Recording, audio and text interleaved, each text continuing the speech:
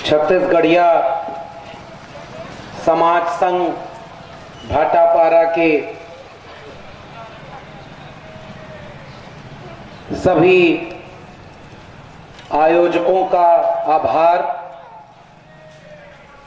कि उन्होंने पुरखा के सुरता नाम से आयोजित इस कार्यक्रम में मुझे आमंत्रित किया और छत्तीसगढ़ के इस बेहद बौद्धिक, सामाजिक और सांस्कृतिक रूप से उर्वर जमीन के आप तमाम लोगों से मिलने का एक मौका मुहैया कराया है। इसके लिए मैं आयोजकों का आभारी हूं और इस पंडाल में, इस कार्यक्रम स्थल पर आए हुए आप सभी लोगों को मेरा क्रांतिकारी जय भीम, जय मंडल, जय संविधान है, इंकलाब जिंदाबाद है। भाटापारा छत्तीसगढ़ के सम्मानित लोगों,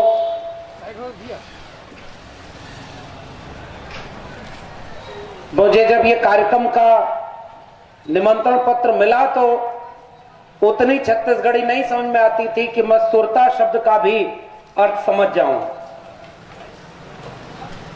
लेकिन जब खोजा तो वो अर्थ मिल गया। और अभी जब बघेल साहब को सुन रहा था मैं, तो ऐसा लग रहा था कि अपनी बोली, अपनी माटी, अपनी बात की के भीतर इतनी ताकत होती है कि जैसे लगता है कि वो सबको अपने में बांध लेती है।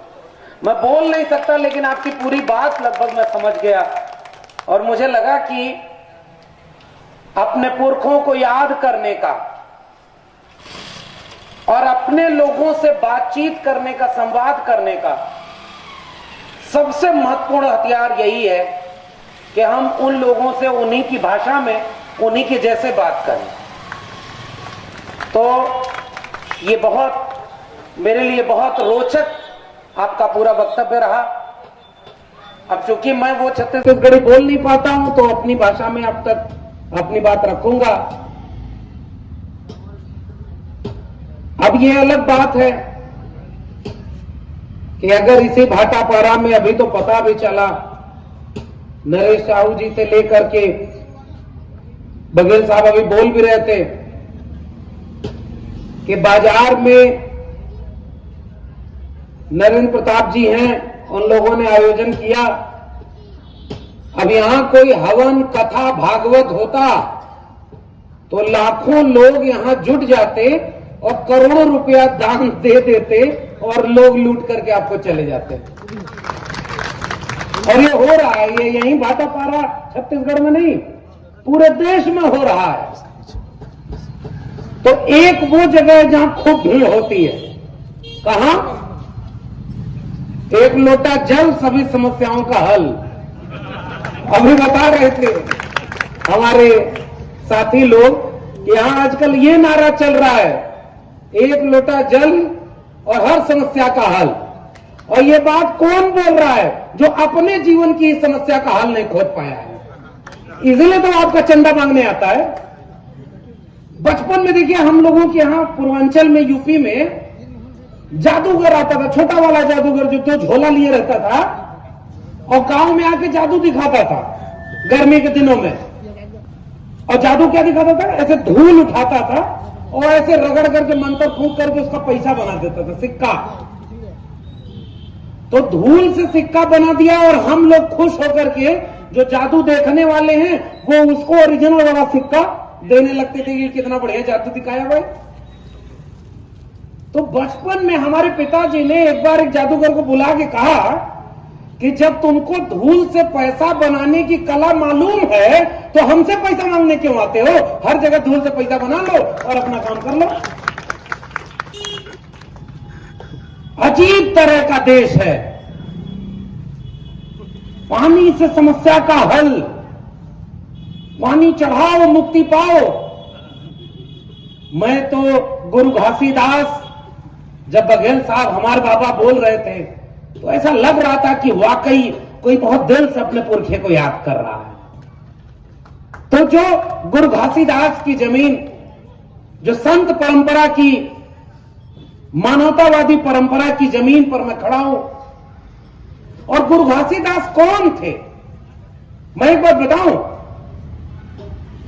बहुत इसी पूरे भाटापारा और छत्तीसगढ़ में चले जाइए तो जो लोग सतनामी संप्रदाय से जुड़े हैं या जो जागरूक लोग हैं वो तो जानते होंगे कि कौन है, कौन रहे गुरु घासीदास जी, उनका विचार क्या था, वो क्यों इतने महान माने जाते हैं। उनके जाने के सैकड़ों साल बाद भी लोग उन्हें याद करते हैं, उनके बताए रास्ते पर चलने की कोशिश करते हैं।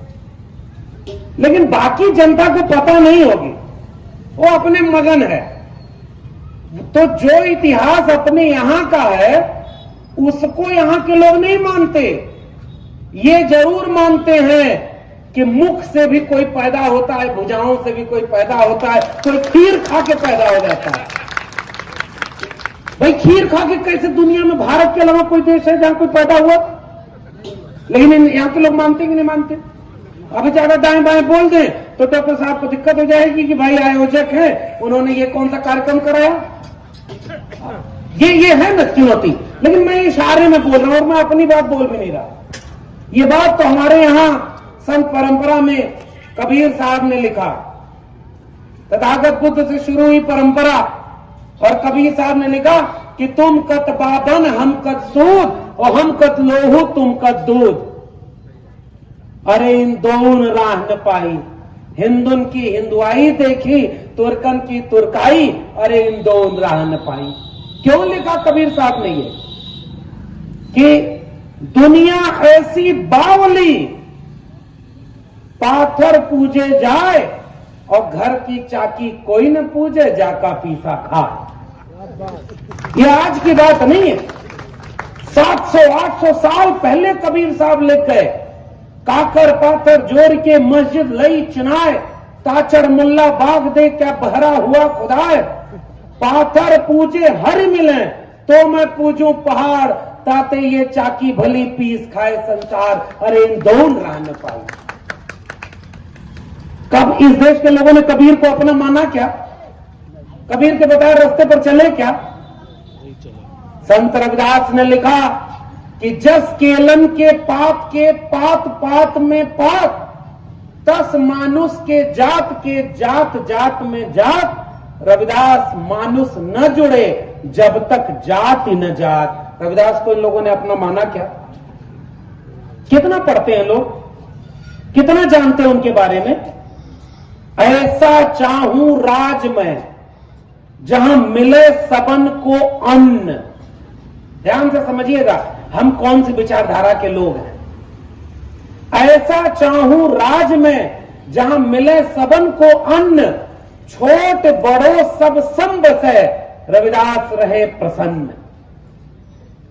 हम उस मानवतावादी विचारधारा के लोग हैं जो लोगों के भूख की चिंता करता है, जिसने लोगों के अन्न की बात की, जो एक विचार की बात करते हैं कि सब बराबर हो, कोई छोटा ना हो, कोई बड़ा ना हो, कोई जाति के नाम पर श्रेष्ठ अपने को न माने, अपने को पुजवाए, और कोई जाति के नाम पर धुतकारा न जाए। आपके यहां जो साहू जी लोग हैं, हमारे यहां उनको तेली कहा जाता है और यहां भी तेली कहा जाता है। गालियां बनी हैं और गालियों को याद कराना चाहिए। पहचानिए ना जरा ये गाली कौन बनाया होगा। कि सुबह सुबह अगर कोई घर से अच्छा काम करने के लिए अगर आप निकल रहे हैं और कोई तेली सामने पड़ा जाए तो आपका काम बिगड़ जाएगा, दिन बिगड़ जाएगा। अभी बघेल साहब इसका इशारा कर रहे थे। कौन बनाया होगा ये गाली? अच्छा सही से बताइए, कोई ये तेली के विरोध में गाली कोई आहिर कुर्मी कोयरी बनाया होगा क्या? कोई दलित बनाया था, कोई आदिवासी बनाया था क्या? कौन बनाया था ये गाली? हमारे यहां भोजपुरी में एक गाली है, आहिर गणेरिया कुर्मी चोर और धर सारे का टंगरी तोर। ये गाली बनाई हमारे यहां। आहिर जाती है, गणेरिया जाती है, पशुपालक जाती है, चरवाहा जाती है, और कुर्मी जाती है। और उनके साथ किसको रखा? चोर को। और उनको कहा कि ये जहां मिल जाए इनको पटक के तंगड़ी तोड़ो। अहिरे बुद्धि घुटना में 12 बजे के बाद होकर बुद्धि खुले ले। बिहार यही बगल में है ना, मंडल कमीशन के अगुआ बिंदेश्वरी प्रसाद मंडल जी जब बिहार के मुख्यमंत्री थे तो पहली बार वहां पर एक जो वर्ण व्यवस्था की भाषा में अगर कहें तो शूद्र एक मुख्यमंत्री बने। तो वहां एक विवेकानंद झा नाम के सदस्य ने विधानसभा में कहा, गंगा से तेल बहने से आग लग गई थी गंगा में, तो वहां विधानसभा में कहा कि अगर शूद्र मुख्यमंत्री बन जाएगा तो गंगा में आग नहीं लगेगी तो और क्या होगा। बीपी मंडल साहब खड़े हुए, उन्होंने कहा कि देखो गंगा में आग तो तेल रिसने से लगी है, लेकिन हम लोगों के आगे बढ़ने से तुम्हारे सीने में जो आग लगी है अभी इनमें से और जलाना है, तब तक जलाना है कि जब हमारे लोगों को हमारा हक न मिल जाए। इसलिए भाटापारा के लोगों, पुरखा के सुरता कार्यक्रम में सबसे जरूरी बात यह है अपने पुरखों को याद करना। और इसलिए मैं आयोजकों को बधाई दे रहा हूं कि उन्होंने एक वैचारिक कार्यक्रम किया। तो मैंने अभी कहा ना, भीड़ की चिंता मत करिए। वैचारिक लोग, कबीर कोई भीड़ का नाम नहीं, रैदास कोई भीड़ का नाम नहीं, गुरु घासीदास तो अकेले थे। और आज भी जब तक इस इलाके में शोषण, अन्याय, अत्याचार और गैरबराबरी रहेगी, गुरु घासीदास हमेशा जिंदा रहेंगे। वो अकेले एक शख्स का नाम है, भीड़ का नाम नहीं है। विचार जिंदा रहता है। और भीड़, वो एक लोटा जल सभी समस्याओं का हल वाले जादू टोने चमत्कार वालों में होगी, और दूसरी जगह भीड़ कहां हो रही है आजकल? नाच गाना करवा दीजिए, नाच गाना करवाइए, यहीं बिना बुलाए भीड़ आ जाएगी। इस सब लोग दुकान बंद करके एकदम तमाशा देखेंगे, यार लंगर लगवा दीजिए, खूब भीड़ होगी। क्योंकि उसमें दिमाग नहीं लगाना पड़ता, मनोरंजन होता है। तो एक मनोरंजन नाच गाना कथा भागवत में होता है, और दूसरा कोई धार्मिक कार्यक्रम हो, भजन हो, झूमना हो। एक बात बताइए, झूमने में कोई ताकत लगती है? कोई बुद्धि लगानी पड़ती है? आपकी दुकानदारी नहीं चल रही है, फिर भी भजन कीर्तन होगा तो आप झूमने लगेंगे कि नहीं? आप जो मान रहे हैं एक लोटा जल, और अगर आप घर जाकर के कोई कह दे कि तुम्हारी दुकानदारी इसलिए नहीं चल रही है क्योंकि तुमने एक लोटा जल चढ़ाया, आप 5 लोटा जल चढ़ाओ, और 5 लोटा जल चढ़ाने लगेंगे कि नहीं चढ़ाने लगेंगे? अब सोचिए, हमारे यहां एक कहावत है, किससे चुटकुले। एक आदमी, ज्योतिबा फूले साहब ने तृतीय रत्न नाटक में यह बात किस्सा लिखा है, और ये किस्सा मैं हर जगह सुनाता हूं। इससे जो लोग समझ जाते हैं समझ जाएंगे, जो लोग नहीं समझेंगे नहीं समझेंगे। उन्होंने कहा कि एक आदमी बहुत गरीब था, इसी वंचित शोषित जमात का था। तो गरीब कमजोर आदमी परेशान होकर के किसके पास जा रहा है? जिसको कहा गया कि मुखत से जाए थे ब्राह्मण, भूदेव हैं, वो देवता के अवतार हैं धरती पर, तो उनको तो सब ज्ञान है, सब कुछ मुक्ति है, और ग्रह दशा देख लेते हैं। अच्छा एक बात बताइए, मंगल ग्रह को पता है क्या कि उसके नाम पर इस धरती पर, पृथ्वी पर लोगों का ब्याह शादी टूट जाता है? नहीं पता होगा ना, लेकिन मंगल के नाम पर यहां ब्याह शादी टूट जाएगा।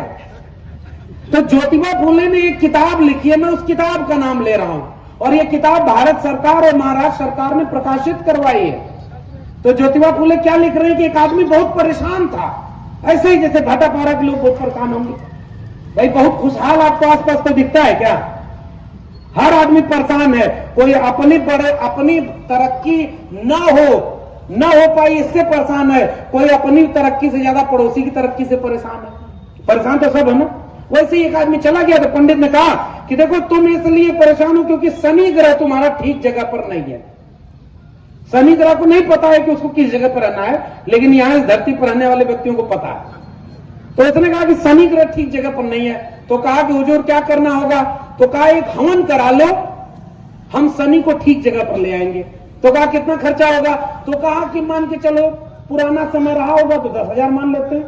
आजकल अगर शनि ग्रह को ठीक जगह पर कराना होगा तो 1-8 लाख तो लगेगा। अब उसके बाद क्या हुआ कि उसने कहा कि आदमी कि हमारे पास इतना पैसा नहीं है 10,000 रुपया, तो पंडित जी ने कहा कि चलो 50% सेल लगा देते हैं, आधा छूट दे देते हैं, 5,000 में तुम्हारी हवन कर देंगे। ये नाटक में लिखा है, मैं कोई अपने से कोई कहानी नहीं बना रहा, ये तो हमारे पुरखों ने लिखा है भाई, जिन पुरखों को हम याद कर रहे हैं। तो उन्होंने कहा कि चलो 5,000 में तुम हवन करा लो, तुम्हारा शनि ठीक जगह पर आ जाएगा। वो आदमी कहा कि नहीं साहब, कोरोना में नौकरी चली गई है, बिजनेस व्यापार ठप हो गया है, हमारे घर में कोई नौकरी वाला बचा नहीं, खेती में अब कुछ बचता नहीं है, सिंचाई बर्बाद हो गई, अन्न में इतना पैदा नहीं होता है, ये सारी चीजें खत्म हो गई हैं, तो अब इससे कैसे क्या होगा, क्या किया जाए। तो उन्होंने कहा कि अच्छा चलो बहुत गरीबी है तो 1,000 रुपया दे दो, एक ऐसा मंत्र दे देंगे कि 1 महीने के लिए शनि ठीक जगह पे हो जाएगा। वो आदमी कहा नहीं हुजूर इतना भी नहीं है। उन्होंने कहा अच्छा 100 रुपया दे दो, एक मंत्र देता हूं, यही जपते रहना, जब पैसा हो तो हवन करा लेना। वो आदमी खड़ा हुआ और अपनी दोनों जेब बाहर करके कहा कि मेरे जेब में 1 फूटी कौड़ी नहीं है। वो ब्राह्मण नाराज होकर खड़ा होकर बोला जब तेरी जेब में 1 फूटी कौड़ी नहीं है तो जा बेटा, शनि तेरा कुछ नहीं बिगाड़ सकता। भाई ये मैं नहीं कह रहा हूं, मेरे ऊपर कुछ मत कहिएगा, कोई धार्मिक भावना होना आप नहीं कर रहा हूं। ये महात्मा ज्योतिबा फूले किसी देश के बाशिंदे रहे हैं जिनकी किताब भारत सरकार और महाराष्ट्र सरकार ने छपवाई है, और जब ज्योतिबा फूले का कोई दिन आता है तो इस देश के प्रधानमंत्री और राष्ट्रपति उनकी मूर्ति के सामने माला पहनाने जाते हैं। मैं उनकी बात कर रहा हूं, अपनी बात नहीं कर रहा हूं। इसलिए पाखंड देखिए कैसे काम करता हूं। मैं तो धर्म वर्ण के खिलाफ बोल भी नहीं रहा भाई, हम तो अपनी विरासत पुरखा सुरता भाई, वहां पाखंड का विरोध। हमारे गांव में एक आदमी, नोटबंदी हुई तो नोटबंदी में सारी नोट तो बैंक ले नहीं जा सकता था, तो कुछ नोट उसके पास बच गई। वो सोचा लाओ देवी देवता कोई चढ़ा के उनको खुश कर लेते हैं, 2-4 पैसा ठीक करा लेते हैं। और पुरानी वाली जो बंद हो गई नोट थी उसको धड़ाधड़ मंदिर में चढ़ावा चढ़ाने लगा। अचानक बीच में एक आदमी खड़ा होता, कहता रे मूड, ये नोट तो बंद हो गई है, तो इसे चढ़ा रहा है। तो वो आदमी कहता है अरे हमको पता है नोट बंद हो गई है, तुमको पता है नोट बंद हो गई है, भगवान को थोड़ा ही पता है कि ये वाली नोट बंद हो गई है। तब अचानक वो आदमी फिर से बोलता है कि देखो भगवान थोड़े ही ये वाली नोट लेते हैं कि उनको पता होना चाहिए, जो ये नोट लेता है उसको पता है कि ये वाली नोट बंद हो गई है, इसलिए ये नोट मंदिर में नहीं चढ़ेगी। खेल समझ गए कि नहीं?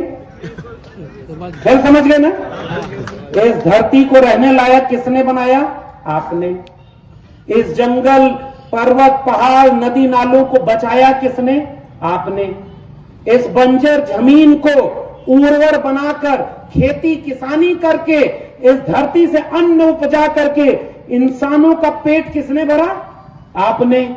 हाथ से श्रम करके कुम्हार ने मिट्टी का बर्तन बनाया, तो कुम्हार, पहला कुम्हार अगर इस धरती पर कोई रहा होगा तो वो कोई डिग्री लेने गया था क्या?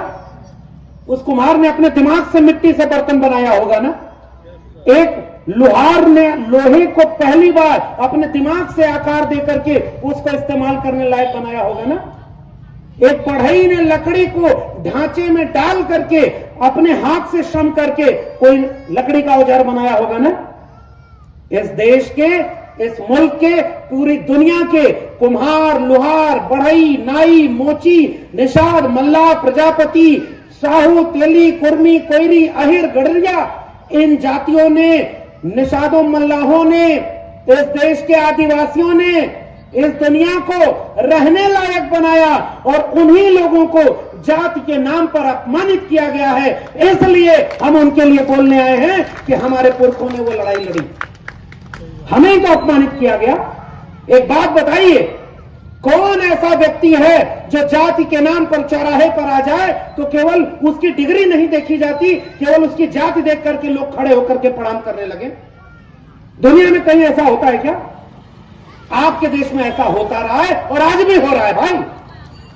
आप सच भी बोलेंगे तो डरते हैं, कुछ लोग आएंगे कथा सुनाएंगे, कथा सुनाएंगे कि जब धरती पर सूखा पड़ा, जब धरती पर अकाल पड़ा, जब जब हो धर्म के हानि, बाढ़ असुर अधम अभिमानी, तब तब प्रभु दरि विविध शरीरा, हरण कृपा निधि सज्जन बीड़ा। अच्छा एक बात बताओ, सारा दुख तकलीफ केवल भारत में होता है कि सारे देवी देवता भारत में जन्म लिए? अमेरिका में कहीं कोई नहीं पैदा होता भाई। और आप एक बात बताओ, जितना कपड़ा पहने हो आप, इसमें से एक भी भारत के कपड़े हैं क्या? ये रेशम जिससे कपड़ा बना है, ये भारत की फैक्ट्री में बना है क्या? इसका शोध भारत में हो रहा है क्या? जितनी गाड़ियां इस्तेमाल करते हो, जितनी मोबाइल इस्तेमाल करते हो, जो भी आपके चारों तरफ दिख रहा है, इसमें से कोई एक खोज बता दो जो इस देश के लोगों ने की हो। क्यों पता है? क्योंकि जो खोज कर सकता था श्रमजीवी कमेरा, उसको इस देश में वंचित शोषित जात के नाम पर अपमानित कर दिया, विश्वविद्यालय और शिक्षा से दूर कर दिया। उनसे इस देश को जो शोध मिल सकता था वो तो खत्म हो गया। तो जिन्होंने श्रम किया उनको काम करने का मौका नहीं मिला, और जो कोई श्रम नहीं किए उनके पास शोध नहीं था। आज दुनिया के 500 केंद्रीय विश्वविद्यालयों में, टॉप यूनिवर्सिटीज में एक भी भारत की यूनिवर्सिटी है क्या? क्यों नहीं है भाई? सोने की चिड़िया कहां गई? विश्व गुरु कहां गया? मैं आपसे सवाल पूछ रहा हूं, मेरे सवाल का जवाब दीजिए अगर आपके पास है तो। भाई आप कहते हो सोने की चिड़िया विश्व गुरु, मैं आपसे सवाल पूछता हूं, कोई एक खोज तो ऐसी बता दो जो भारत में हुई हो। कंप्यूटर जब विदेश में आया तो लोगों ने उससे ग्रह नक्षत्र को पढ़ा, समझा, शोध किया। भारत में जब कंप्यूटर आया तो उससे जन्म कुंडली बनाई गई। पता है कि नहीं? साइंटिफिक जन्म कुंडली। हमारे यहां लोग गाड़ी खरीदते हैं, गाड़ी किस में बनती है? फैक्ट्री में। जो किससे चलती है? विज्ञान से, मशीन से चलती है ना। मशीन से गाड़ी बनी, मशीन से गाड़ी का ढांचा बना, मशीन से गाड़ी तैयार हुई, फैक्ट्री में तैयार होकर के कंपनी में बिकी, और वहां जाके खरीदे, और खरीदने के बाद पिछले दिनों मैं अपनी बहन के लिए गाड़ी दिल्ली में लिया। अपना एक किस्सा सुना रहा हूं, आहत वहत मत होइएगा। देखिए, जो दावा करता है कि उसका धर्म दुनिया का सबसे ताकतवर धर्म है, उसकी भावनाएं इतनी नाजुक तो नहीं होनी चाहिए कि दो चार बात कहने से आहत हो जाए। अरे भाई बहुत ताकतवर हो तो तुम काहे ठिका ले रहे हो? अगर मान लो मैं कोई बात कह रहा हूं और कोई देवी देवता नाराज होगा तो शाम तक मुझे सजा दे देगा। भाई शाम तक तुम्हारा देवता मुझे सजा दे देगा, आप काहे ठिका ले रहे हो? और मेरा संवाद उससे, अगर उसी देवी देवता के बनाए हम सब हैं तो मैं भी तो उन्हीं का होऊंगा। तो अगर अपने लोगों से अपना व्यक्ति सवाल पूछता है तो आप बीच में मत आइए, डायरेक्ट बात होने दीजिए। इसलिए अब मेरे बात का जवाब दीजिए। हमारे यहां मैंने जब वो गाड़ी जब खरीदी तो गाड़ी खरीद करके जैसे ही कंपनी से बाहर शोरूम से निकला तो एक वहां पर व्यक्ति आया थाली लेकर के, और हमने कहा क्या हुजूर? तो कहा कि इसकी आरती उतरवा लीजिए। हमने कहा उससे क्या होगा? कहा कि इस गाड़ी में जो बुराई होगी, जो इसमें कुछ गड़बड़ होने वाला होगा वो ठीक हो जाएगा। हम इसका आरती चंदन कर देंगे, इसकी पूजा कर देंगे, इस पर तिलक लगा देंगे, तो इसकी जो बुरी चीजें हैं वो कट जाएंगी। हमने कहा कि अच्छा ये तो बड़ा कमाल की बात है। हमने गाड़ी वाले को बुलाया, हमने कहा तुमने मेरी गाड़ी का इंश्योरेंस किया है? तो बोला हाँ किया है। हमने पूछा कितना लगा? तो कहा कि 25,000 रुपया लगा है, 3 साल का इंश्योरेंस है। तो हमने कहा इंश्योरेंस का मतलब क्या है? कहा इंश्योरेंस का मतलब ये कि अगर कल को गाड़ी आपकी कहीं ठुक गई, कहीं उसमें कोई चोट लग गई, कहीं एक्सीडेंट हो गया, तो हम पैसा देंगे और आपकी गाड़ी ठीक कराएंगे। मैं तुरंत थाली वाले हुजूर के तरफ घूमा और मैंने कहा कि ये 3 साल का इंश्योरेंस किया है 25,000 में, आप ये आरती करके 1 साल का इंश्योरेंस ले लो कि 1 साल तक ये गाड़ी में कोई दिक्कत नहीं होगी, और अगर दिक्कत होगी तो आप दोगे, मैं तुरंत पूजा आरती करा लूंगा। अगले ही पल देखा थाली समेत वो मान्यवर वहां से गायब। भाई गारंटी लो ना थोड़ा सा, हम पूजा करा लेंगे, गारंटी तो नहीं। और गारंटी किस बात की? भोजपुरी में एक बात बताऊं, आप लोग भोजपुरी में समझ ले रहे हैं ना? हमारे यहाँ हाँ वो एक ही है, एक ही माटी, एक ही बात है सर। हम सब का दर्द एक ही है। इसीलिए तो आजमगढ़ में रहने वाले, दिल्ली में रहकर पढ़ाने वाले एक व्यक्ति को जिसको कोई नहीं जानता, और डॉक्टर साहब ने फोन किया, इन लोगों ने आमंत्रित किया और हम आपके बीच में हैं, क्योंकि हम लोग का रिश्ता विचारों का रिश्ता है। हम लोगों का रिश्ता विचारों का रिश्ता है ना। तो हमारे गांव में एक किस्सा चल रहा, एक पंडित जी थे, और मैं पंडित जब कह रहा हूं तो किसी जाति को नहीं कह रहा हूं, मैं उस प्रवृत्ति को कह रहा हूं जो कल को अगर हमारे ही लोगों में आ जाए तो हमें उनका भी विरोध करना होगा। बात समझ में? अभी सर ने, बघेल साहब एक इन्होंने एक सियार वाली कथा सुनाई, शायद आपने, गौल साहब आपने सुनाई, कि शिकारी पहले सियार एक पकड़ता है तीतर, और फिर उनको बाकी तीतरों में भेज देता है, और वो सब तीतरों को बटोर करके वापस उसी शिकारी के पास पहुंचा देता है। समझ गया था सर आपकी बात भी ना? आप देखिए वही बात हम वैचारिक बात करते हैं, इसलिए हम जातिवाद की बात नहीं करते। हम वो लोग नहीं हैं कि जब तक गुजरात के मुख्यमंत्री रहे तो अपनी जाति न बताएं, जब प्रधानमंत्री का चुनाव लड़ने आए तो सीना ठोक करके कहे अरे मैं ओबीसी माँ का बेटा हूं, मुझे ओबीसी लोग वोट दे दो। हम वो लोग नहीं हैं। याद है ना, पहचान है, हम व्यक्ति का नाम नहीं ले रहा हूं मैं, समझदार को इशारा काफी। वो बेच रहे हैं भारत को, मैं चैन से कैसे सो जाऊं, सौगंध मुझे इस मिट्टी की, मैं देश नहीं बिकने दूंगा। पहचाने कि नहीं पहचाने? 15 लाख रुपया, 2 करोड़ रोजगार, अच्छा दिन, स्मार्ट सिटी, बुलेट ट्रेन, काला धन, याद आ रहा है कि नहीं कुछ? पेट्रोल 35 रुपया से नीचे, सिलेंडर 100 रुपया से नीचे, कुछ याद आ रहा है ना? रुपए की कीमत गिरती है तो प्रधानमंत्री का कद गिरता है। चीन से बात करने की जरूरत नहीं है, चीन को लाल आंख दिखाने की जरूरत है। पाकिस्तान को लव लेटर लिखना बंद होना चाहिए। और आजकल चीन पर संसद में सवाल पूछो तो वो फकीर बढ़िया वाला सूट पहनकर करोड़ों रुपए वाले हवाई जहाज पे बैठकर विदेश घूमने चला जा रहा है। पहचान गए होंगे, मैं नाम नहीं ले रहा हूं। मैं देश नहीं बिकने दूंगा।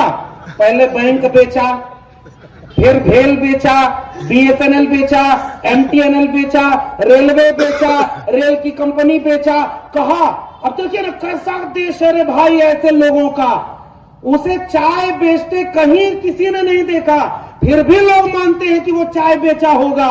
और देश बेच रहा है आपके सामने, फिर भी उसके भक्त कहते हैं कि सदी का सबसे अच्छा प्रधानमंत्री मिला है, और उस बात को भी नहीं मान रहे। भाई तुम्हारे सामने देश बेच दिया उसने। रेलवे बिक गई कि नहीं बिक गई? प्लेटफॉर्म टिकट 5 रुपए मिलता था, 50 रुपए मिल रहा है कि नहीं मिल रहा है? आपकी सरकारी जमीन बिकी कि नहीं बिकी?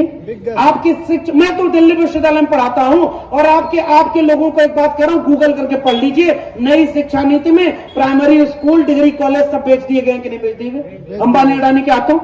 किसानों के 3 कानून आए थे, जमीन और फसल और नस्ल सब बिक गई थी कि नहीं बिक गई थी?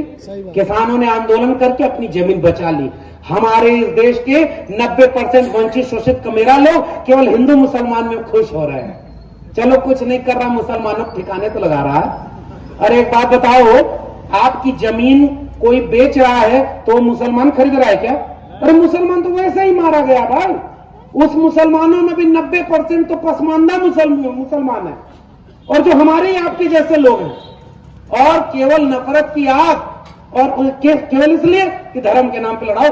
मैं रायपुर से भाटापारा आते आते सबसे ज्यादा प्रचार देखा तो एक तो चलो मुख्यमंत्री जी प्रचार कर रहे हैं कि 4 साल बेमिसाल, चलो ठीक है, नेता होता लोग हैं, अपना प्रचार करते रहते हैं।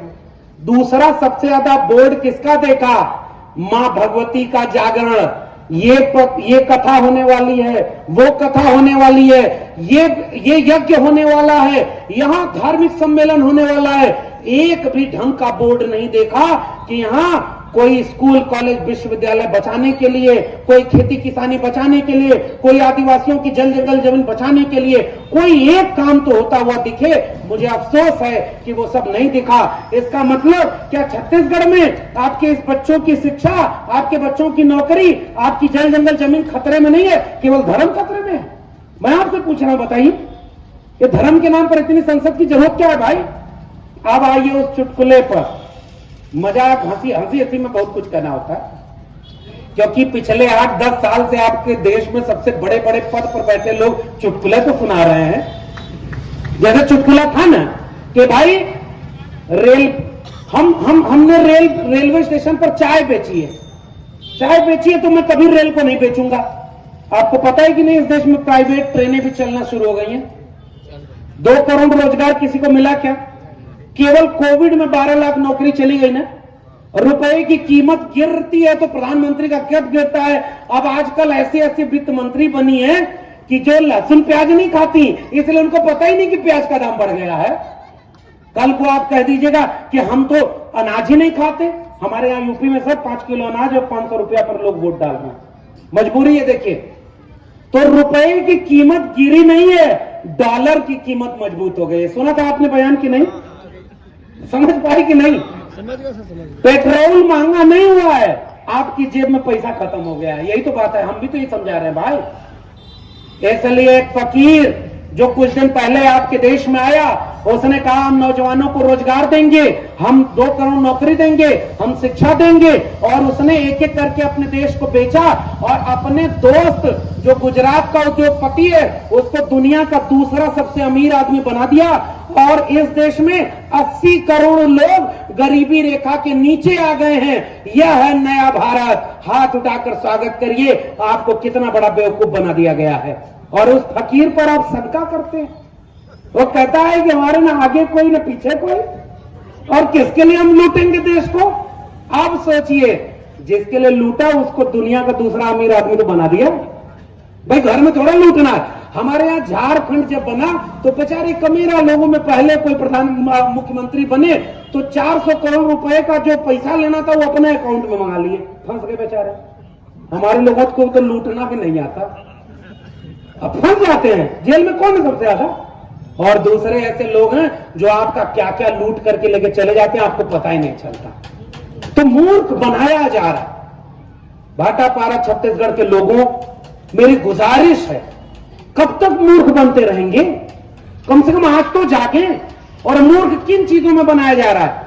आपके आज के सवालों से आपका ध्यान भटकाया जा रहा है। इस बाजार में जहां तक की आवाज जा रही है, और बाद में जो लोग इसको YouTube के माध्यम से देखेंगे, उनसे मैं एक ही सवाल करता हूं, छत्तीसगढ़ के लोगों, कितने % आबादी आपकी यहां पर है?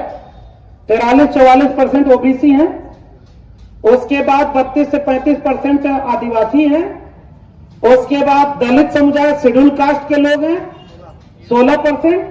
सब मिला करके हमको कोई बता रहा था कि 95 to 97% SC ST OBC इस राज्य के लोग हैं। तो 3% कौन बचा? सही है ना?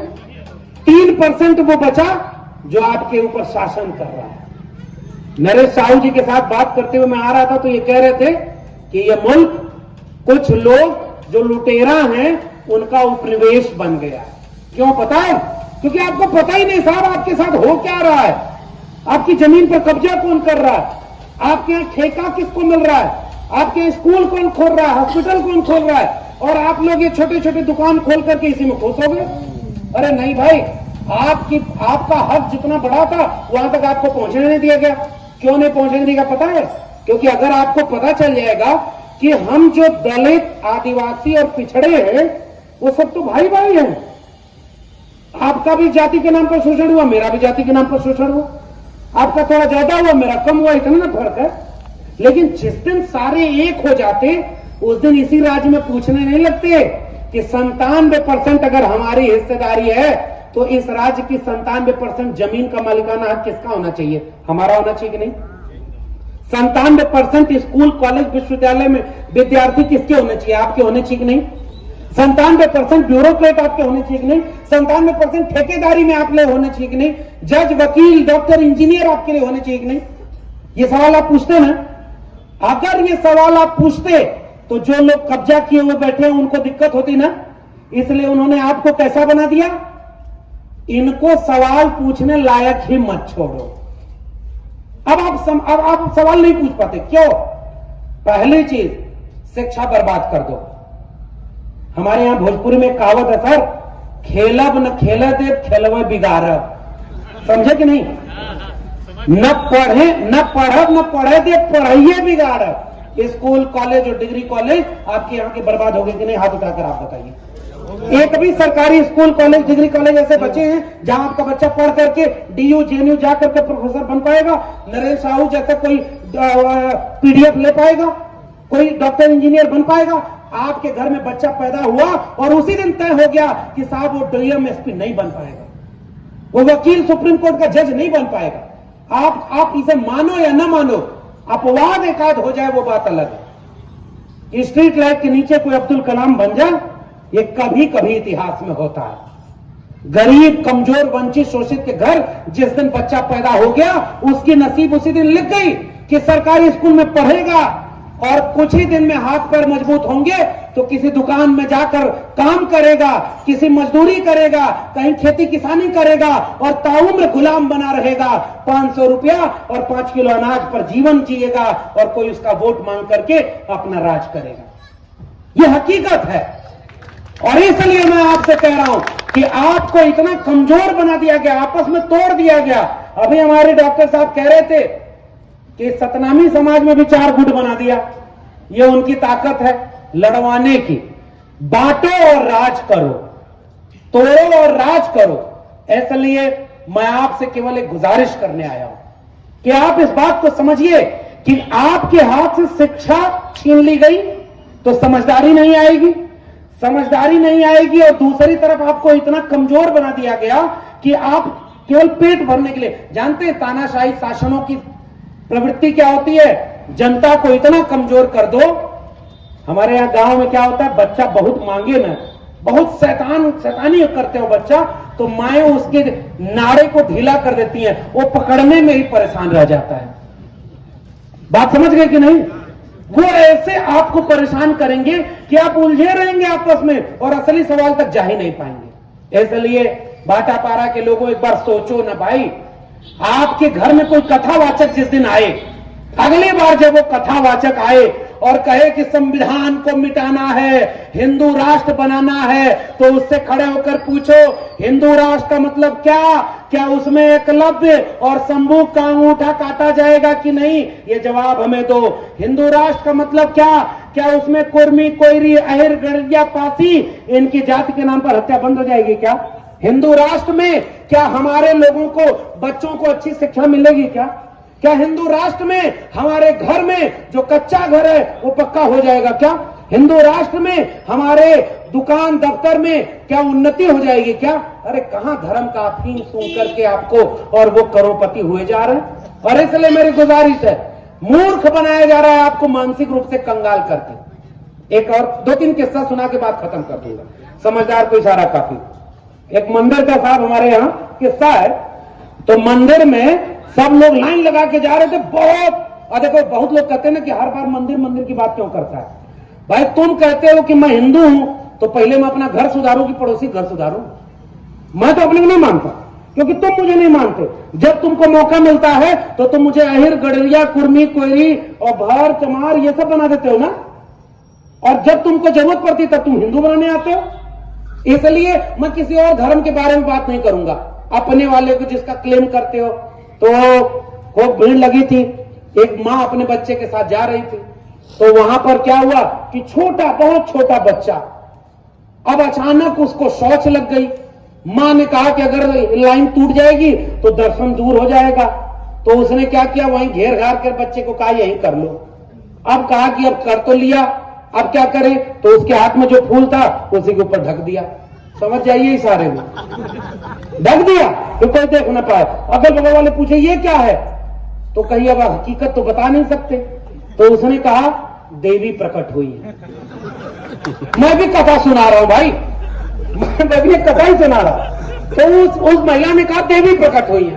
तो कहा कि कौन सी देवी? तो कहा हंगामा देवी प्रकट हुई है। और उसके बाद वो बगल वाली महिला भी अपना सारा फूल उसी पर चढ़ा दी। फिर और अगल बगल वाले लोग देखे कि ये क्या है, तो कहा अरे नहीं देवी प्रकट हुई है। तो कहा कौन सी देवी? कहा हंगामा देवी। और खूब फूल सारा वहीं चढ़ने लगा। अचानक पूरा मंदिर की तरफ भीड़ जो जा रही थी वो इधर आ गई।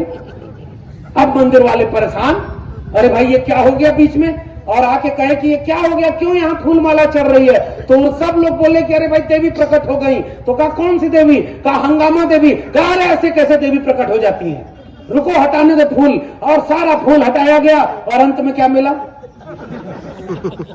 इस देश में फिल्म बना करके संतोषी मां को मां बनाकर, देवी बनाकर प्रकट कर लिया गया। याद है कि नहीं आपको? पुराने लोगों आप याद करके बताओ, संतोषी मां का जिक्र किसी हिंदू धर्म के किसी ग्रंथ में नहीं है, और एक नई देवी पैदा हो गई कि नहीं?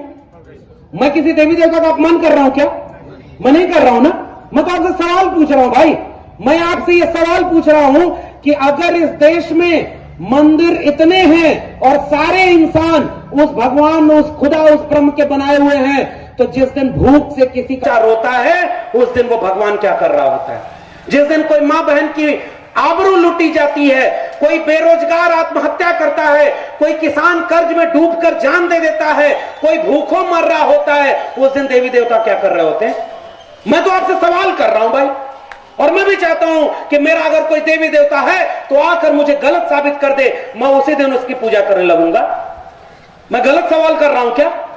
अरे भाई, देवी देवता अगर सच में थे, अगर कोई राम अगर वाकई होंगे तो क्या इस बात से खुश होंगे कि कोई जय श्री राम बुलवाने के नाम पर दाढ़ी और टोपी देख करके इस देश में लिंचिंग करके मार डाला गया? किसी भगवान के नाम पर यह हत्या हो तो भगवान चुपचाप बैठ करके देखे? नहीं होगा ना। अगर वाकई कोई भगवान होगा तो किसके पक्ष में खड़ा होगा? इंसान के पक्ष में।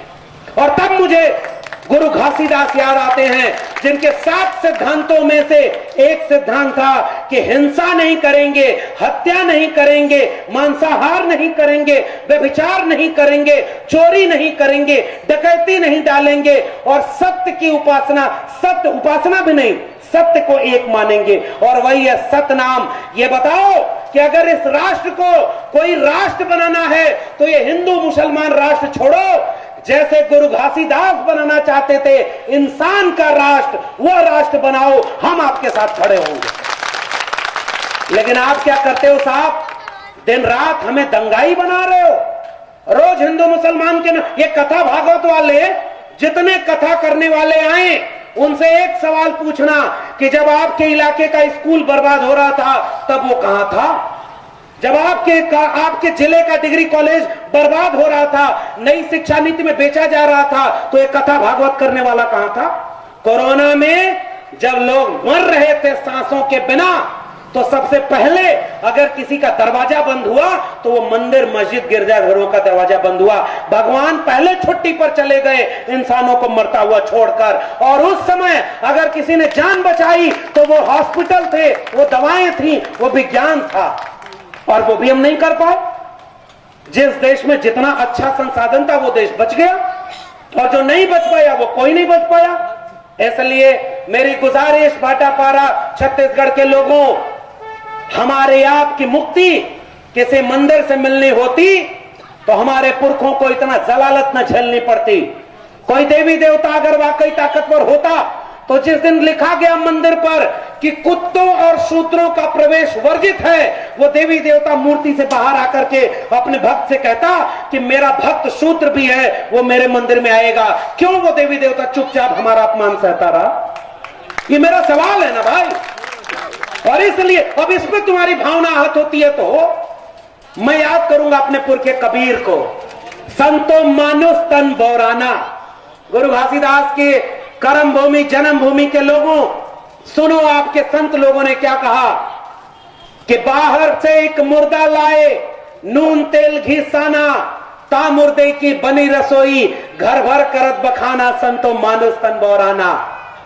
और अपने घर का बच्चा मर गया, देखत ताई घिनाना, और जार फूक कोयला कर दी है, और घट घाट नहाना, संतो मानुष तन बौराना, संतो मानुष तन बौराना। कबीर साहब ने लिखा कि साधो यह मुर्दों का गांव। कबीर साहब क्या कह रहे हैं? अगर गंगा में नहाने से मुक्ति मिलती तो मछली क्यों नहीं तरती जिसका गंगा में ही घर है? ये कौन लिखा? कबीर साहब लिखे। लगाओ मुकदमा कबीर साहब पर, लगाओ मुकदमा गुरु घासीदास पर। भाई वो उनकी बात मैं कर रहा हूं। अब वो क्या कह रहे हैं कि देखो, तिल भर मच्छी खाए के कोटि गऊ दे दान, काशी करवट ले मरे निश्चय नरक निदान। कौन लिख रहा है? कबीर साहब। कबीर साहब क्या लिख रहे हैं? माला तो कर में फिरे। कथा सुनने वाले लोगों, कथा वाले को याद करिएगा जो बढ़िया बढ़िया आकर के बोल के गया कि संविधान बदलना, हिंदू राष्ट्र बनाना है, तिलक वालक लगा करके बढ़िया बड़े वाले मंच पर बैठा था ना। अब कबीर साहब को याद करिए और उसको सोचिए। माला तो कर में फिरे, जीव फिरे मुकमाय, और मनवा तो 34 फिरे, यह तो सुमिरन नाय, है ना। मन ना रंगाए, रंगाए जोगी कपड़ा। मैं उत्तर प्रदेश से आता हूं और उत्तर प्रदेश में एक व्यक्ति मुख्यमंत्री है, मैं नाम नहीं लूंगा, कबीर का दोहा पढ़ने जा रहा हूं, आप समझ जाएंगे। मन ना रंगाए, रंगाए जोगी कपड़ा, आसन मार मंदिर में बैठे, ब्रह्म छाड़ पूजन लागे पथरा, और कनवा फड़ाए जटवा बढ़ैले, दाढ़ी बढ़ाए जोगी हो गई ना बकरा, और मथवा मुड़ाए जोगी कपड़ों रंगैले और गीता बाँच के होई गईले लबरा और मन ना रंगाए रंगाए जोगी कपड़ा। समझ गए ना किसके बारे में बात हो रही है? पाखंडियों को पहचानिए, अपने घर को लूटने से बचाइए और मूड़ मुड़ाए हर मिलें, सब कोई ले मुड़ाए और बार बार के मुड़ते भीड़ न बैकुंठ जाए। कौन लिख रहा है? हमारे संत कवि लिख रहे हैं कि भाई अगर मुंडन कराने से बैकुंठ जाना होता तो भेड़ का तो कई बार सीजन में मुंडन होता रहता है, उसका बाल काटा जाता है, भेड़ क्यों नहीं बैकुंठ गई? हमारे लोगों ने कहा मन चंगा तो कठौती में गंगा, मोको कहां ढूंढे रे बंदे, मैं तो तेरे पास में, ना मैं मंदिर ना मैं मस्जिद ना काबे कैलाश में, ना मैं जप में ना मैं तप में ना मैं व्रत उपवास में, खोजी हो तो तुरते मिल हो पल भर की तलाश में, कहे कबीर सुनो भाई साधो सब श्वासों की श्वास में। ये हमारी विचारधारा है। हमारे बच्चों को मंदिर मस्जिद के नाम पर पाखंडी बना दिया गया, हम लोग बर्बाद होते देख रहे हैं। अरे भाई एक बात बताओ, जिस नेता को आप सुनते हो कि सबसे ज्यादा जहरीला भाषण आपके बीच में आकर दे कि उठो हिंदुओं, हिंदू धर्म खतरे में है, उस नेता का कॉलर पकड़ करके पूछिएगा तुम्हारा बेटा बेटी हिंदू धर्म बचाने आया है कि नहीं आया है? मेरे सवाल का जवाब दो। जो नेता आपको हिंदू धर्म बचाने के लिए ले आ रहा है उसका बेटा बेटी कहां होगा पता है? किसी अच्छे स्कूल में पढ़ने गया होगा, विदेश में डिग्री लेने गया होगा। वो बड़े बड़े नेता आपके बच्चों की शिक्षा बर्बाद कर दिए और अपने बच्चों को हिंदू धर्म काहे नहीं बतवाते? भाई इस देश का गृह मंत्री जब ये कहता है कि हम हिंदू राष्ट्र बनाएंगे तो अपने बेटे जय शाह को बीसीसीआई का चेयरमैन काहे बनाए रे भाई? उसको भी कथावाचक बना देता। हालांकि कथावाचक बना देगा तब वो उतना पैसा कमा लेगा, पैसा बहुत है उन सबों पास। 50 करोड़ की कंपनी बनाया, 3 साल में कई 100 करोड़ की हो गई।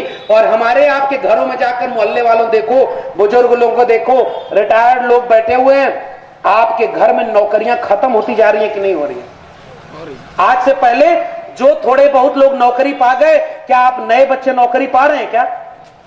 तो आपके हाथ से नौकरी छिनती जा रही है, शिक्षा छीनती जा रही है, स्कूल बर्बाद हो रहा है, डिग्री कॉलेज बर्बाद हो रहा है और बड़े बड़े मंदिर बन रहे हैं। भाई उन मंदिरों से किसको रोजगार मिलता है? केवल 2 लोगों को, पुजारी को और भिखारी को।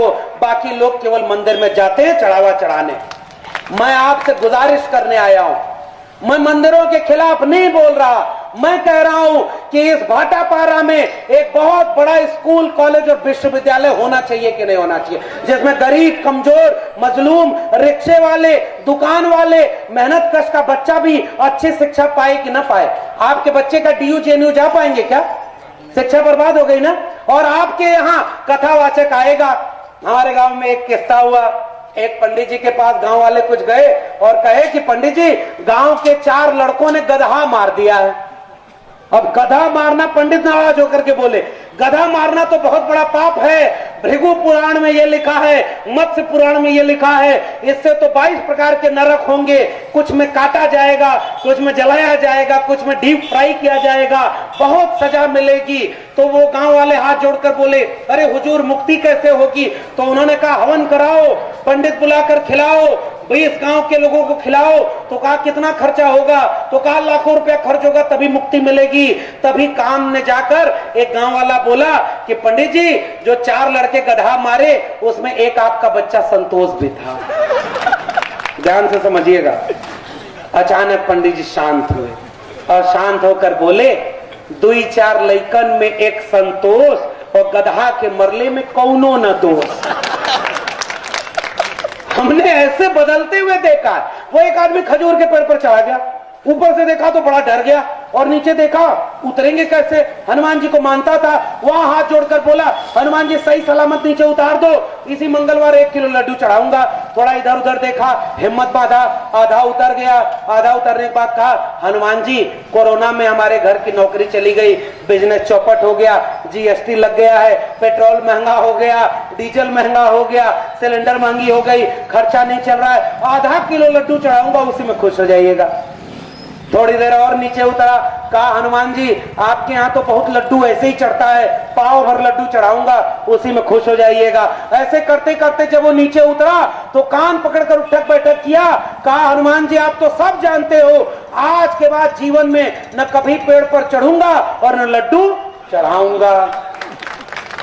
तर्क और विवेक जिस दिन आएगा पीढ़ियां बर्बाद होने से बच जाएंगी। भाई हम तो यही कह रहे हैं, एक आदमी जो दुनिया भर का भविष्य बताता है वो अपना ही भविष्य नहीं जानता है।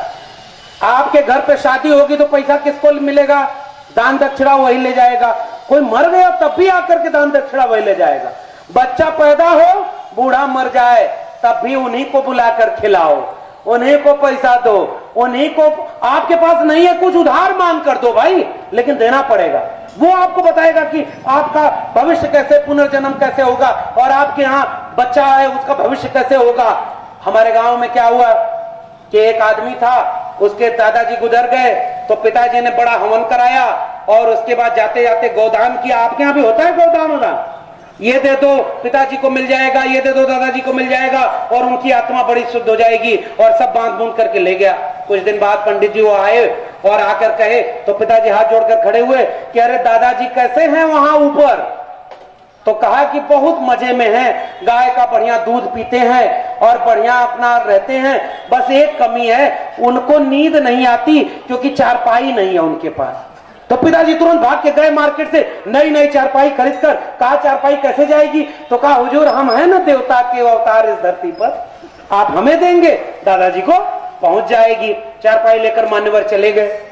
कुछ दिन बाद फिर लौटे, फिर उसके बाद उन्होंने कहा कि अरे हमारे दादाजी कैसे हैं? तो कहा बढ़िया गाय का दूध पी रहे हैं, नई वाली चारपाई पर बड़ा अच्छा नींद आती है, बहुत मजे में है, बस एक दिक्कत है सुबह शाम बाजार जाने में बड़ी परेशानी होती है, अगर एक साइकिल मिल जाती तो दादाजी आराम से बाजार घुमाया करते। कहा कैसे जाएगी हुजूर? कहा हम है ना उनके अवतार, हमको देंगे, आप वहां तक पहुंच जाएगी। अरे होता है कि नहीं आपके यहाँ? मैं गलत कह रहा हूं क्या? आपके यहाँ होता है कि नहीं? और उसके बाद नई नई साइकिल उनको खरीद कर दे दी गई, वो झूमते हुए चले गए और पोता ये सब देख रहा था। तीसरी बार जब महोदय आए और पिताजी ने पूछा कि दादाजी कैसे हैं? तो कहा बहुत मजे में हैं, गाय का बढ़िया दूध पी रहे हैं, नई चारपाई पर सो रहे हैं और नई वाली साइकिल से घूमने जाते हैं। तुरंत पोता बीच में खड़ा होकर बोल पड़ा कि ये मान्यवर झूठ बोल रहे हैं। कहा कैसे झूठ बोल रहे हैं? तो कहा कि दादाजी बहुत परेशान है। तो कहा क्या परेशान है? तो कहा कि पिताजी ने ये जो तीनों चीजें दी थी वो तो उन तक पहुंची ही नहीं। अब वो नाराज होकर खड़े होकर बोले तुमको कैसे पता नहीं पहुंची? तो कहा दादाजी ने देखो हमको एक चिट्ठी लिखकर भेजी है कि बेटा तुमने जो नई वाली साइकिल भेजी, नई वाली चारपाई भेजी और जो गाय भेजी थी वो तो हम तक पहुंची ही नहीं। अब वो महोदय और नाराज कि तुम्हारे पास ये चिट्ठी किस रास्ते आई है? तो पोता बोला उसी रास्ते जिस रास्ते आपने गाय भेजी थी, चारपाई भेजी थी और साइकिल भेजी थी। पाखंड का जवाब तर्क और वैज्ञानिकता है। दिमाग लगाएंगे तो गुलाम नहीं बनेंगे, दिमाग नहीं लगाएंगे तो पीढ़ी दर पीढ़ी गुलाम बनते जाएंगे। आपको भक्त बनाकर भगवान के नाम पर व्यापार करने वाले सब कुछ लूट जाएंगे। आखिरी में भाटापारा के लोगों, मैं तो ये बातें कहकर चला जाऊंगा, मुझे भी बड़ा जोखिम है, ये सब बातें कहना आप जानते हैं आसान नहीं है, ये सब बहुत मुश्किल भरा काम है, बहुत जोखिम है इन सब में, कब कहां कौन आ जाए।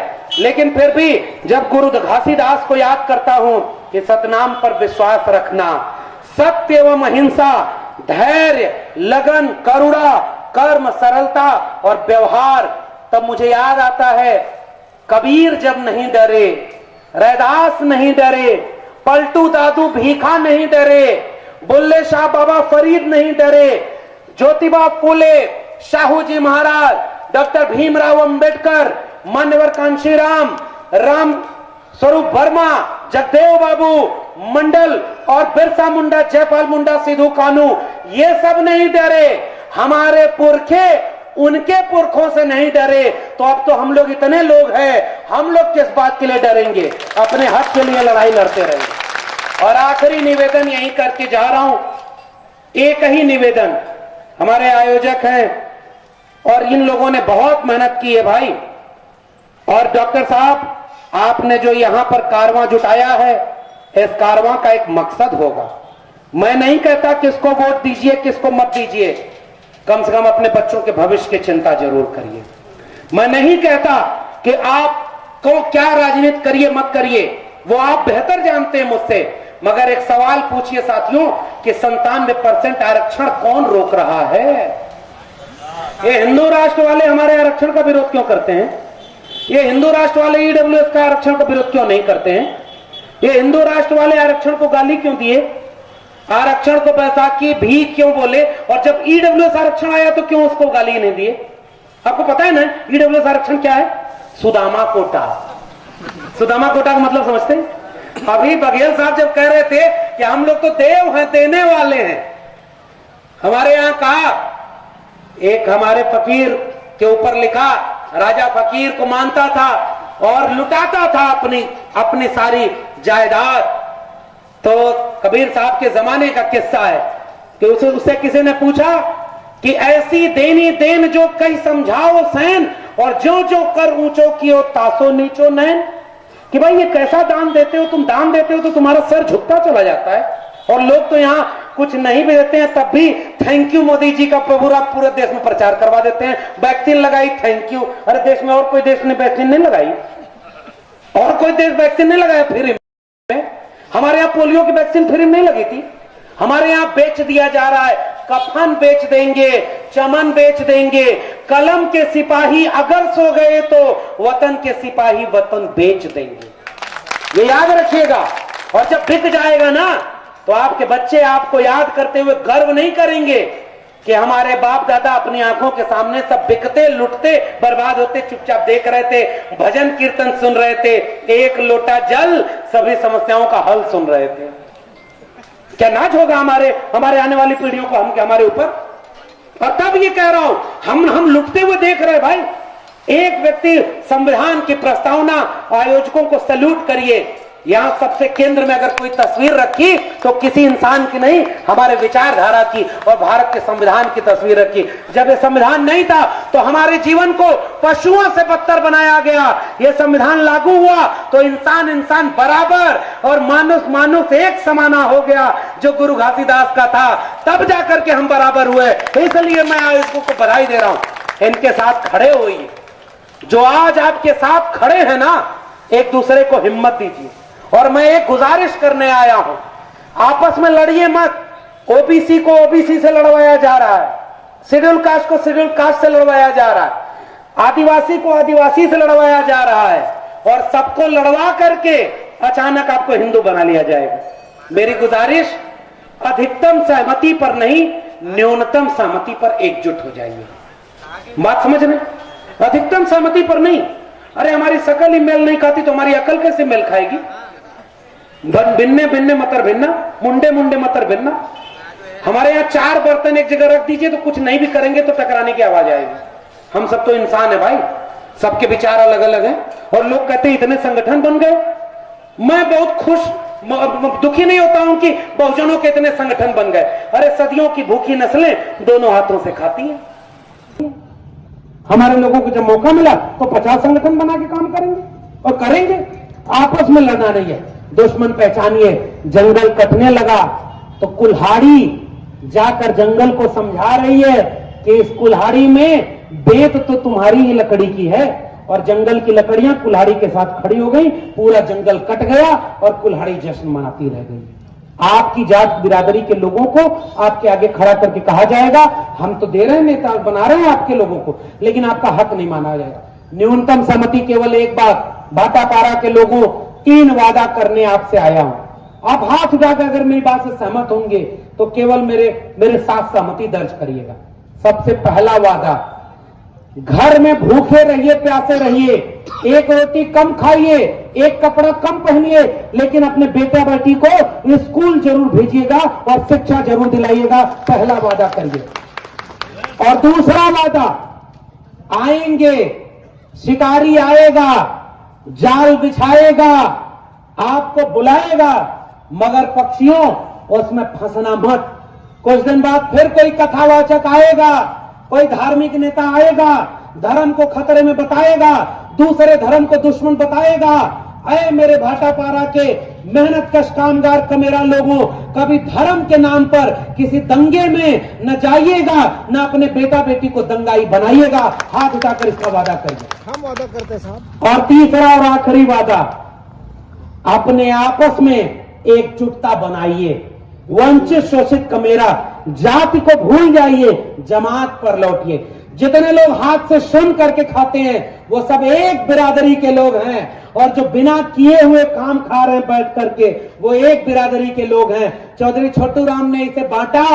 90% इस देश में कमेरा लोग हैं जो काम करके खाते हैं, और 10% इस देश में लुटेरा लोग हैं जो बिना काम किए मेहनत कश लोगों का लूट कर खाते हैं। ये जंग 90% कमेरा बनाम 10% लुटेरा की है। 97% इस आदिवासी, दलित और पिछड़े समाज के लोगों और मेहनत कश आवाम के लोगों, किसान, कामगार, मजदूर लोगों, अपने बच्चों के भविष्य के लिए, स्कूल, कॉलेज, विश्वविद्यालय के लिए नफरत को खत्म करके मोहब्बत का भारत बनाने के लिए गुरु घासीदास, बिरसा मुंडा, जयपाल सिंह मुंडा, बाबू जगदेव प्रसाद, मानवर कांशीराम, डॉक्टर राम मनोहर लोहिया और डॉक्टर अंबेडकर, भगत सिंह और इन तमाम लोगों के सपनों का भारत बनाने के लिए मोहब्बत से रहना, प्यार से रहना।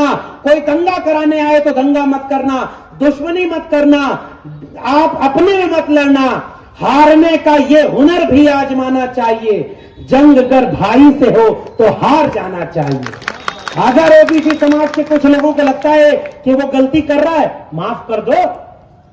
जिसकी आबादी बड़ी है, हमारे यहाँ यूपी में सर कुर्मी, कोयरी और अहिर 3 जातियां ओबीसी में ताकतवर है। और मैं जब यूपी में जाता हूं तो उन्हीं 3 जातियों से शिकायत करता हूं। तुम संख्या में ज्यादा हो, तुम्हारे पास पैसा ज्यादा है, तुम्हारे पास जमीन ज्यादा है, तुम्हें मौका ज्यादा मिला, तो आओ दल भी बड़ा करो।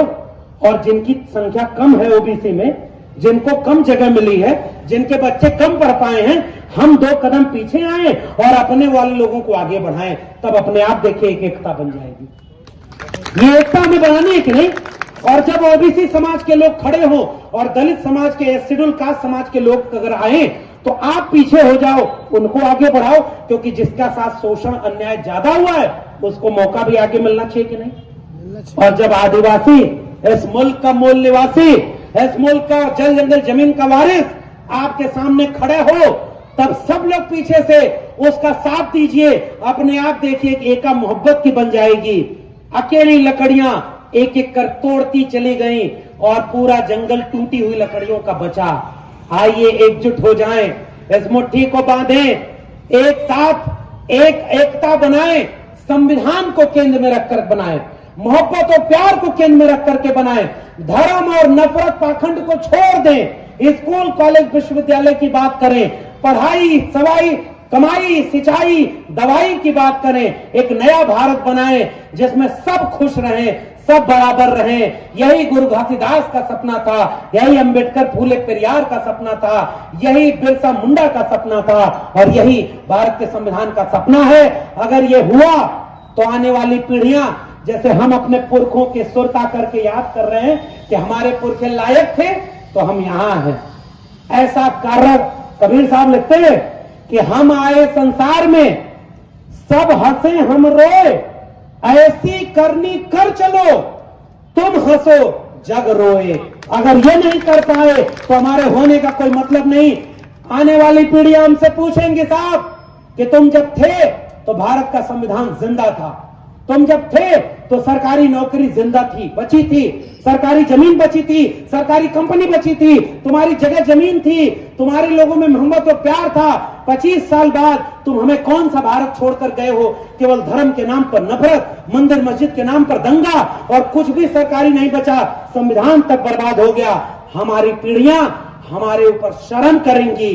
अगर आज लड़ लिए तो हो सकता है थोड़ा नुकसान हो, लेकिन आने वाली पीढ़ियां गर्व से कहेंगी कि हाँ, ये लोग केवल बिरसा, फूले, अंबेडकर, पेरियार का नाम लेकर जोर से जय भीम नहीं बोल रहे थे, जब जरूरत पड़ी तो लड़े और हमारे लिए भविष्य को बचाया। भाटापारा के लोगों, आपने मुझे सुना, बहुत बहुत धन्यवाद। जय भीम, जय मंडल, संविधान जिंदाबाद, उल गुलाम जिंदाबाद, इंकलाब जिंदाबाद।